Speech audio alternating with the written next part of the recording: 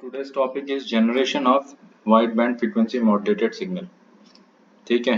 In the last class we are discussed about this wideband WBFM कि जब वो modulation index की value is much greater than 1 then it will be considered as wideband WBFM. ठीक है. तो इसका generation का सबसे पहला जो तरीका है वो रिएक्टेंस मॉड्यूलेटर के थ्रू है. ये FET है हमारा. ठीक है.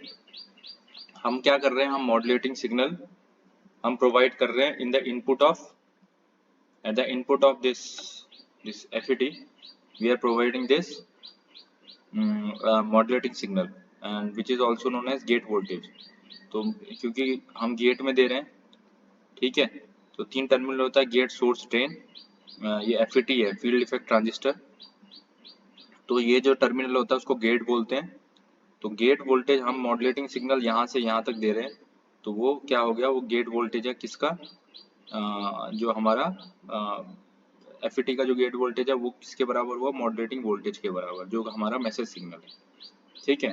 तो कैसे हम WBFM अचीव करेंगे वो हम इससे देखेंगे. तो एट फर्स्ट ये करंट फ्लो हो रहा है यहाँ पे, तो voltage across this here in FET is V. तो आउटपुट इम्पीडेंस कितना होगा, V/I. ठीक है, ये तो आपको सबको मालूम है. सो let me write it that output impedance will be V/I. ठीक है, it is considered this as one equation. There is a parameter called transconductance parameter. Transconductance parameter क्या होता है, current divided by gate voltage. ठीक है. जो transconductance हम FET का देख रहे हैं, तो हम क्या करेंगे, जो करंट फ्लो कर रहा है डिवाइडेड बाय जो गेट वोल्टेज है हमारा. Let us consider this as equation number 2.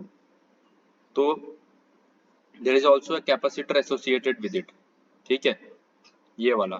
तो अगर हम गेट वोल्टेज निकालना चाहेंगे, यहाँ गेट वोल्टेज हमने निकालना है, इधर इसके अक्रॉस कितना वोल्टेज है, इस रेजिस्टेंस के अक्रॉस कितना वोल्टेज है, वही गेट वोल्टेज है. तो अगर इसको निकालेंगे, ये टोटल वोल्टेज कितना है, प्लस माइनस V.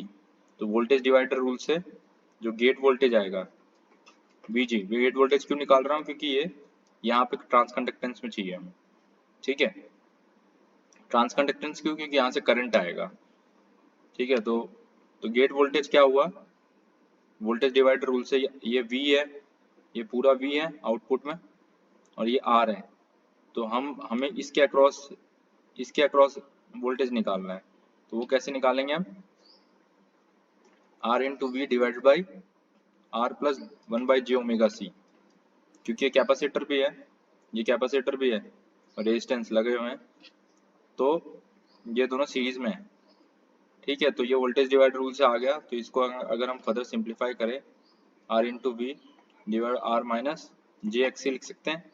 XC क्या है हमारा, 1/ओमेगा C. ठीक है. ये J को हमने ऊपर रेशनलाइज किया, J क्या है, इक्वल टू √/-1 आयोटा. ठीक, कॉम्प्लेक्स नंबर. तो J into divide by J ऐसे किया हमने इस पे. तो आप J अगर मल्टीप्लाई करेंगे इंटू J डिवाइड बाय ये J डिवाइड बाय J, तो J मल्टीप्लाई हो गया, J अगर स्क्वायर हो गया तो ये क्या है, -1. तो ये माइनस यहाँ से आया और J ऊपर का मल्टीप्लाई J, तो R माइनस जे XC. ठीक है, इस तरीके से ये इक्वेशन आई है. तो ये हमारा क्या आ गया, ये हमारा आ गया गेट वोल्टेज. तो अगर हम इसमें पुट करें जो ट्रांसकंडक्टेंस हमने देखा था, तो ट्रांसकंडक्टेंस हम कैसे लिखेंगे, I डिवाइडेड बाई जो गेट वोल्टेज है R माइनस जे XC, ये ऊपर आ जाएगा divide by R into V. ठीक है. अगर हम कंसिडर करते हैं कि जो हमारा जो रिएक्टेंस है, कैपेसिटिव रिएक्टेंस है, that will be greater than resistance. अगर रेजिस्टेंस से ज्यादा है XC, this XC is much greater than R, then R can be neglected and this equation can be written as I minus I into JXC into RB. अगर हम इसको V इधर है, I है, तो हमारा क्या था, Z out हमने निकालना था. Z out क्या था, V डिवाइड बाई I. इसको अगर रीअरेंज करें तो ये हमारा आएगा minus JXC divide by GM into R. ठीक है. ये रीअरेंज किया हमने, V/I किया है, क्योंकि Z out हमारा आउटपुट इम्पीडेंस हमने निकालना था. हमारा मेन पर्पस इसमें क्या था, आउटपुट इम्पीडेंस निकालना, क्योंकि उसके अकॉर्डिंग जो हमारा जो मॉड्यूलेशन होगा वो आउटपुट इम्पिडेंस के अकॉर्डिंग हुआ, कैसे वो बताता हूँ आगे।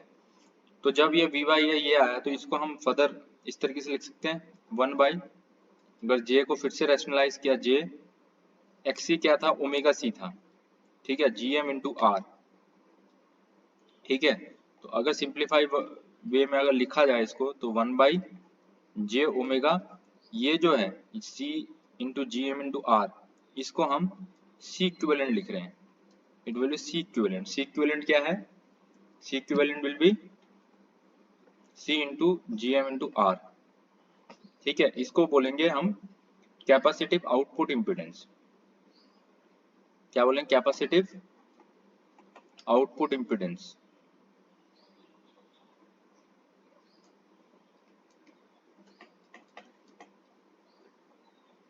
ठीक है। तो ये आ गया, ये रिएक्टेंस मॉड्यूलेटर है, इसका आउटपुट इम्पिडेंस ये आ गया। अब अगर हमने जो हम सिग्नल जो हम लेना चाह रहे थे WBFM सिग्नल, जो अगर हमने जनरेट करना है इसको, तो जनरेट करने के लिए क्या है, हमारा एक रिएक्टेंस मॉड्यूलेटर होगा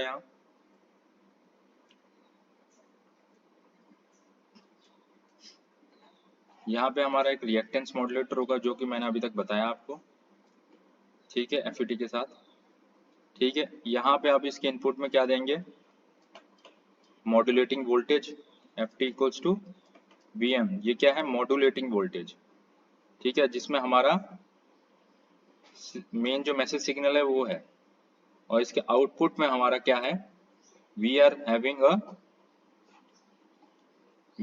अ कैरियर ऑसिलेटर, ठीक है। तो कैरियर ऑसिलेटर को सी नॉट एल नॉट, ये इंडक्टर हो गया, कैपेसिटर हो गया, it is a varying capacitor, and output of this will be WBFM। One thing we are missing here, जो हमने निकाला अभी हमने क्या निकाला, एक सी इक्विवेलेंट निकाला था, ठीक है, output capacity output impedance, that will be here. तो ये जो है ये हमारा सी इक्विवेलेंट होगा, और बाकी जो ये जो चीज है, ये जो आउटपुट में है C not L nought, this will be a carrier oscillator, ठीक है, इसलिए कैरियर ऑसिलेटर, और इसकी जो फ्रीक्वेंसी होगी that will be 1/2 pi square root of L naught into C naught, ठीक है, एल नॉट सी नॉट, ये क्या है, टैंक सर्किट है। तो टैंक सर्किट का फ्रीक्वेंसी क्या होगी, टैंक सर्किट होता है कि कैपेसिटर और इंडक्टर दोनों पैरेलल में हो, तो that configuration will be known as tank circuit. इसमें क्या होता है, ये अगर अनडाइंग ऑसिलेशन होगा, अगर कोई रेजिस्टिव, अगर इसके इंटरनल रेजिस्टेंस अगर जीरो है कैपेसिटेंस और इंडक्टर का, तो इलेक्ट्रिक कैपेसिटर इलेक्ट्रिक एनर्जी के फॉर्म में स्टोर रखता है, और इंडक्टर जो एनर्जी जो है मैग्नेटिक फील्ड के फॉर्म में स्टोर रखता है। तो ये क्या करेगा, ये ऑसिलेट करेंगे, इसको टैंक सर्किट बोलते हैं। तो this will be use an carrier oscillator, जो हम प्रोवाइड करेंगे एज ए कैरियर, ठीक है। तो सबसे पहले क्या होगा, सबसे पहले हमारा जो मॉड्यूलेटिंग सिग्नल है वो वेरी करेगा, ठीक है, वेरी करेगा क्योंकि उसमें मैसेज सिग्नल है, ठीक है। तो that modulating signal will very, तो VM विल वेरी, ठीक है, this is a modulating signal. तो VM अगर वेरी होगा तो हमने क्या निकाला, ट्रांस कंडक्टेंस निकाला था, तो हमने ट्रांस कंडक्टेंस निकाला था, तो it will be the for trans conductance